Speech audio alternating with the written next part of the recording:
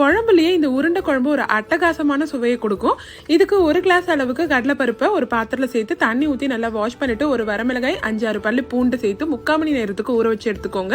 Mixer ஜார்ல சோம்பு, வரமிளகாய், பச்சை மிளகாய், இஞ்சி, பூண்டு இதெல்லாத்தையும் அரைச்சி எடுத்துக்கிட்டு ஊற வச்ச பருப்பையும் நல்லா அரைச்சி எடுத்து அரைச்சதோட சேர்த்து கொஞ்சமா சோம்பு, வெங்காயம், கருவேப்பிலை, பெருங்காயத்தூள், உப்பு இதை சேர்த்து நல்லா பிசைஞ்சு உருண்டைகளை எல்லாத்தையும் உருட்டி வச்சுக்கோங்க. உருட்டின உருண்டைகளை இட்லி கொத்துல வச்சு ஒரு 10 நிமிஷத்துக்கு நல்லா ஆவி கட்டி எடுத்துக்கோங்க. இப்போ ஒரு மூடி அளவுக்கு தேங்காய் நல்லா துருவி பால் எடுத்து வச்சுக்கோங்க. கடாயில எண்ணெய், கடுகு, சோம்பு, வெந்தயம், பூண்டு, வெங்காயம், கருவேப்பிலை, தக்காளி இது எல்லாத்தையும் நல்லா வதக்கிட்டு 1 டேபிள் ஸ்பூன் குழம்பு மிளகாய் தூள் சேர்த்துக்கோங்க. 1 கப் அளவுக்கு புளி கரைசல் சேர்த்துக்கோங்க. கூடவே 2 கிளாஸ் அளவுக்கு தண்ணி, குழம்புக்கு தேவையான அளவு உப்பு சேர்த்துட்டு நல்லா கொதிக்க விட்டுருங்க. கொதிச்சதுக்கு அப்புறம் 2 உருண்டைகளை உதிர்த்ததுல சேர்த்துட்டு பாக்கி இருக்க உருண்டைகளை முழுசா சேர்த்து 2 கொதி வந்ததும் தேங்காய் பாலை சேர்த்து ஒரு கொதி வரவிட்டு நறுக்குன கொத்தமல்லி தூவி இறக்குனா சூப்பரான உருண்டை குழம்பு ரெடி.